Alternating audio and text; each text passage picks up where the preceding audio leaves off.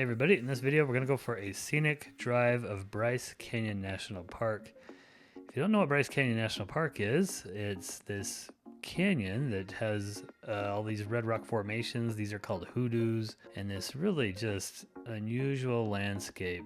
And what it is the plateau is actually just crumbling away. So technically it's not a canyon like you think of where a river carves it through two mountains or something like that. This is more of a plateau that's just falling apart. So up on top here, the drive is forested and flat. This is called the Ponderosa Plateau, and this is an 18-mile scenic drive that goes all the way to the end. You can see here there's been a recent fire that has taken out some of these trees.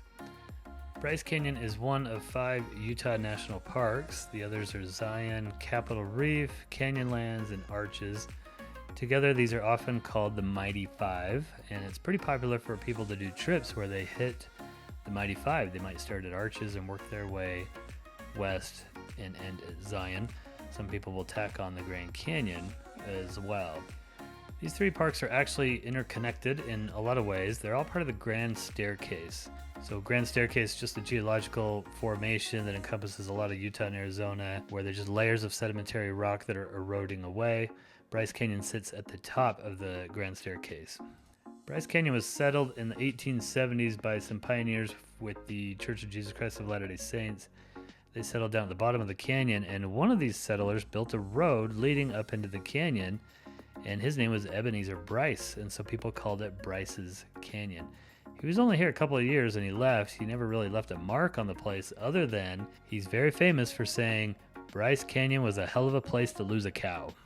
After he left, though, the park was pretty much ignored for about the next 40 years until a Forest Service employee spotted it and started publicizing it to the world by writing articles about it and posting pictures in some national magazines.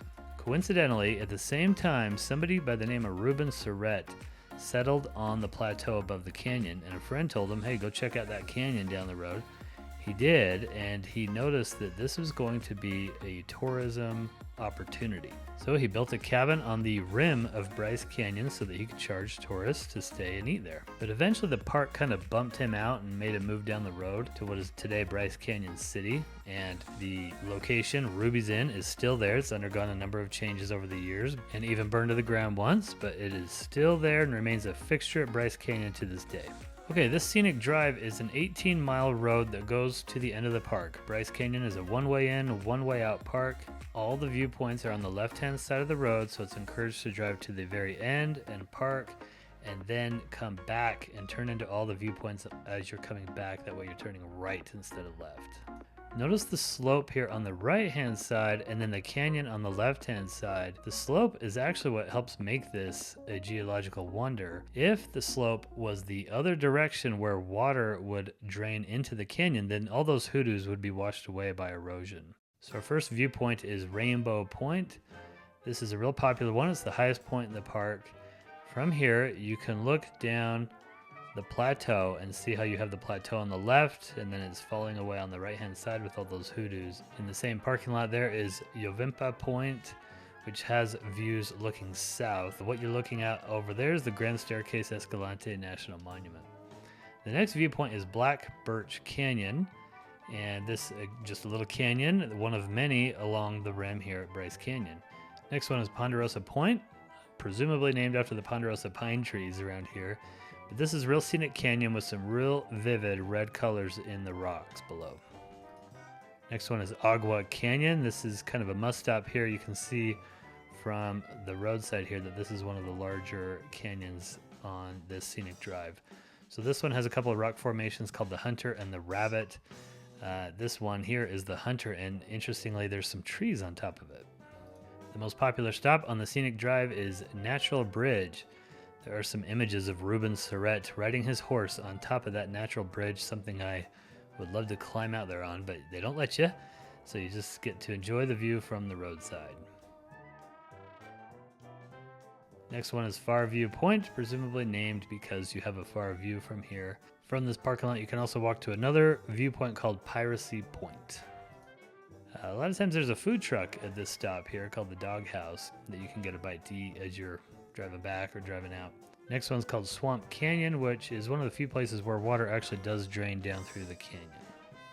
Our next stop is really kind of the end of the Scenic Drive, or at least the return trip of the Scenic Drive, and the beginning of the Bryce Canyon Amphitheater. This is the main portion of the canyon, which has the most hoodoos, the most rock formations in there. This is a great viewpoint because you get a look at the wall of windows and a lot of other really interesting formations. You can even see some of the trails walking down through the park, and in fact, this is the trailhead for the Peekaboo Trail, which is one of the main 5 or 6 hikes at Bryce Canyon, and which we will cover in another video. We're going to cover all these hikes in another video, so please check that out. We'll put a link to that when we have it made. We're also going to do a really long detailed trip planner for Bryce Canyon National Park, so make sure to check that out as well. Bryce Canyon is one of the most visually appealing places you'll ever visit. One of the coolest national parks. I mentioned earlier that for a lot of people this is their favorite national park in Utah, and yet it's one of the lesser known national parks in the country, I think. Cheryl and I went here quite a bit growing up, and we've taken our kids there quite a few times as well. We have an insider family joke. You know how you have these insider family jokes from experiences you've had together. Well, one time we went to the Grand Canyon and to Bryce Canyon on the same trip, and we always rate our trips and our experiences, and Cheryl rated the Grand Canyon an 8 and Bryce Canyon a 10 because when she compares them, she likes Bryce Canyon better than the Grand Canyon, and we've always kind of teased her for giving the Grand Canyon an 8, but let's see what my mom rates them. Okay, I want to ask you, what did you say about the ratings of Bryce and the Grand Canyon? I said, Cheryl, I've been with you all along. I love this canyon a whole bunch better than the Grand Canyon. I'm rating it an 11. The Grand Canyon is a definite 10, but this is a true 11. I mean, it just doesn't get any better than this. Look at it. Definitely come and look at it and let us help you do it. Check out our resources on our website, we'reintherockies.com. We have guided itineraries and even audio tours. Here is the end of our Bryce Canyon Scenic Drive. Thanks so much for joining me. We'll see you next time.